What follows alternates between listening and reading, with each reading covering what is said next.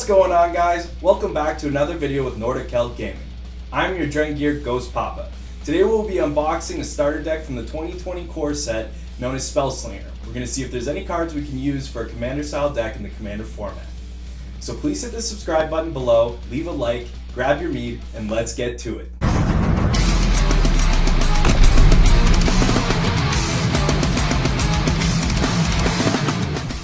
What's going on, guys? Welcome back to the video, and thanks for tuning in. I want to make a shout out to Magic the Gathering Players group on Facebook. You guys should check it out. There's about 70,000 people in the community. Tons of great people in there offering advice out to new players and collaborating with players that have been around for a while, just offering some advice, having good discussions on all sorts of topics. A lot of cool stuff going into that chat, so shout out to those guys. They support this channel. Thanks so much, and let's get to it. Alright, so today we got something in the mail here. It's the Magic the Gathering starter kit from the 2020 core set. I actually just bought this on Amazon because I was just curious to see if there's anything in here that might potentially be used for a commander deck, and also just have a little fun with some friends who aren't really into Magic that are around right now, and kind of teach the game to them. And this is a fun little way to do it by getting one of these starter kits. So let's get to it, guys.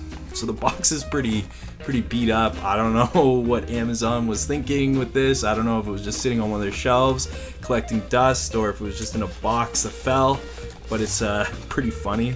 It's just kind of like, looks like there was not a lot of love, Island of Lost Toys kind of thing. So on the back you just see a little advertisement for opening the pack, what it consists. So 2 ready to play 60 card decks, 2 customized quick start guides for new players, 2 spin down life counters, Magic rulebook, a code to unlock both decks in Magic the Gathering Arena.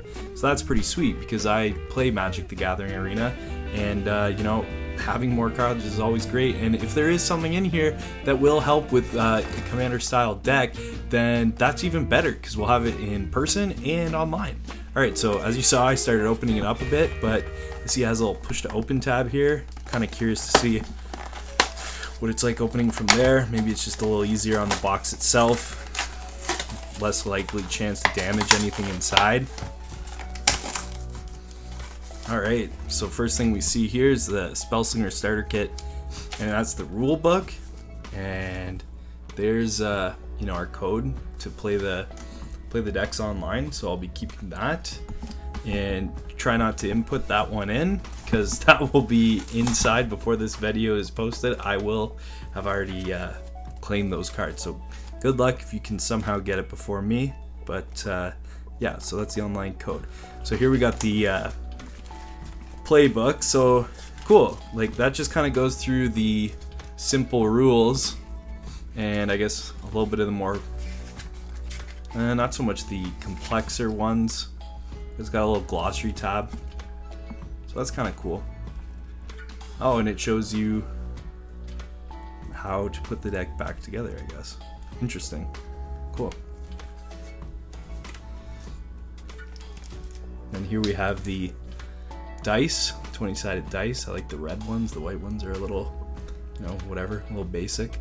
Put that off to the side here. Put the starter kit off to the side, just to have more space so we can look at the cards themselves. And then next we have the quick start guide. I guess that's for the white deck. Interesting, so it gives you a little bit of an idea on how to actually play the deck. So that's pretty cool. Whoa, nice. Alright. And I guess it says do not shuffle, so they must be pre-designed so that people can get into the game right away with a bit of an assistant. So that's really cool. So we'll put that over there. And then here's the one for the red deck as well. I won't open that up because I guarantee it's just the same. And then here's our decks. Got the white and the red. Okay. Alright. First thing we're going to open is the white deck. It says do not shuffle, so that's fine. I'm assuming that all the rares will probably be on top, but maybe not.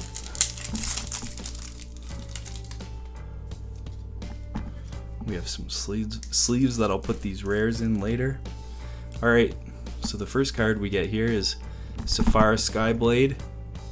So you may pay a plains and tap 4 untapped creatures you control flying rather than pay this spell's mana cost. Okay, that's pretty cool. That's a good way to get it in. That's a good way to get it in on turn 5 rather than turn 7. Okay, so I guess this is like a flyer deck. Maybe like an angel deck. Citywide Bust. Sarah's Guardian. Loxodon Life Chanter. Angelic Guardian. Then we have our plains. For the uncommon, we have Inspiring Unicorn. And we'll just go quickly through these commons.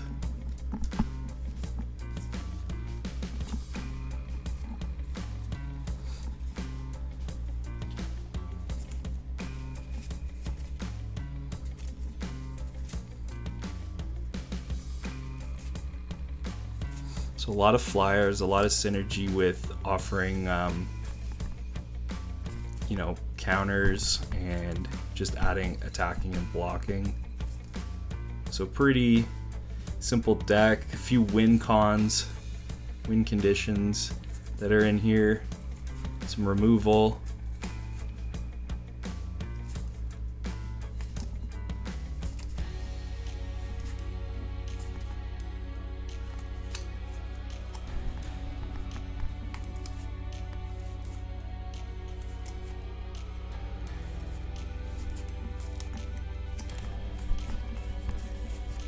Okay, so that's it for the white deck. So the Inspiring Unicorns, those are pretty cool because that ramps up nicely with the, it gives them +1, every creature gets +1/+1 till end of turn. So this is like a angel aggro deck essentially. So those are pretty useful, maybe in a, I guess in a commander deck, because it will do any type of creature will get +1/+1, and if you're running an aggro deck, then that is a nice card to get some of those breakthroughs on like the big fights. So that's awesome. Angelic Guardian. Just looking at this one again. So whenever your creatures attack, they get indestructible. That's pretty awesome. So you'll be able to, you know, break away from some of those removals and make it really hard on your opponent to get rid of your cards. The Life Chanter. Okay, so that's a good endgame card for sure, because when it enters the battlefield, you may have your life total become the total toughness of creatures you control. So that's a good way to kind of get back up in health if you're running low. Sarah's Guardian gives all your other creatures vigilance. It's pretty good. And then Citywide Bust. So this is good too in two situations. One, if you're playing, you know, against like a heavy monster deck, like a green style deck, or just anything that has a lot of heavy hitters, this will just clear the board. So that's a good board wipe. So those 1, 2, 3, 4, those 5 cards are pretty good. And then Sephara, that's pretty awesome too, just to get a 7 dropout on turn 4, 5. So that's pretty sweet. Alright, so some pretty cool cards there. I do like the foil. We'll put those in sleeves later. And that's the white deck. Now we'll move on to the red deck.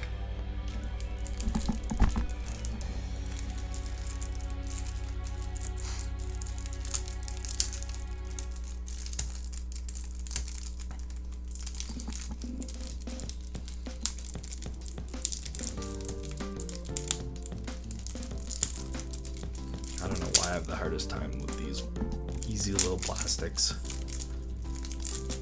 Alright, opening up the red deck. Here we go. So yeah, so let's get into it with the red deck. put this garbage out of the way so there's less clutter. And first card we see is Drakuseth, Maw of the Flames.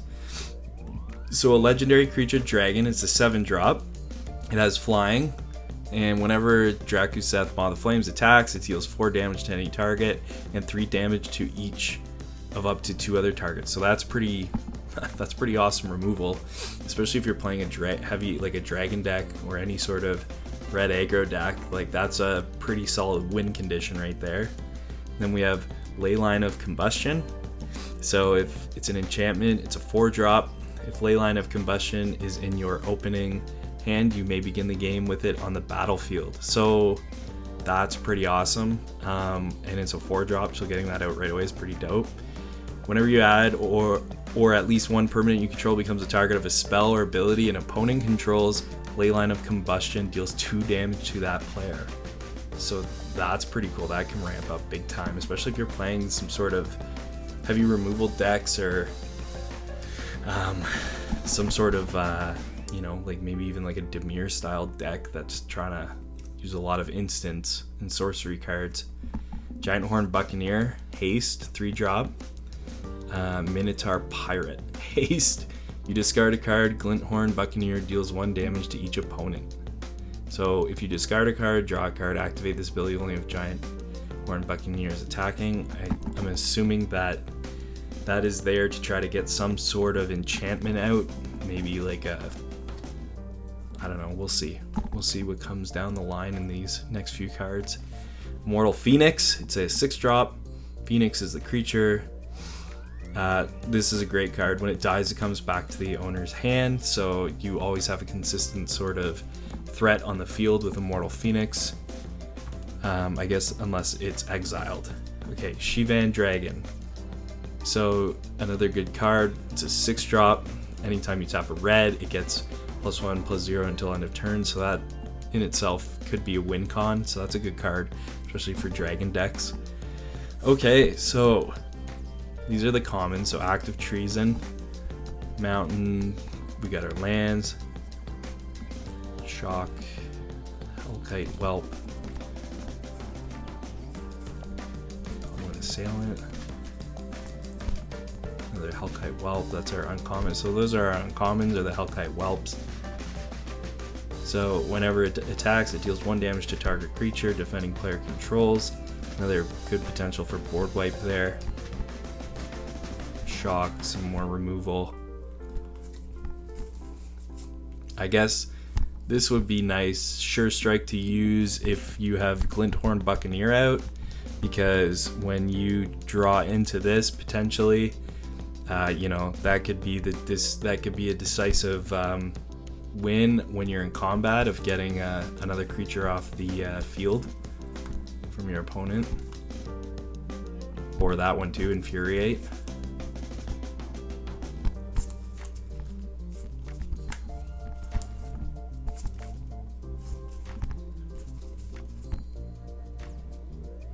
Nimble Bird Sticker, so that's like a crappy version of the current rogue that's out, that a lot of mono red aggro decks are running.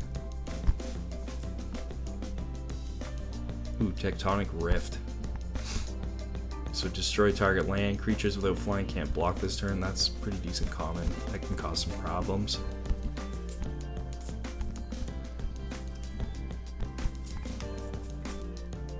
Hostile Minotaur. Fearless Halberdier, Goblin Assailant, and just a info card. Okay, so we'll put our commons and uncommons to the side here. We'll just recap what we got here from the rares. This is our... Alright, so you guys can see that. So, Drakuseth, Maw of the Flames, foil, 7-drop. So flying, whenever he does damage, it deals 4 damage to any target and 3 damage to each of up to 2 targets. So a good piece of hell to deal with for the other player. A lot of removal in that card. And then the Shivan Dragon, he gets +1/+0 until end of turn whenever you tap a mountain for his ability. Leyline of Combustion.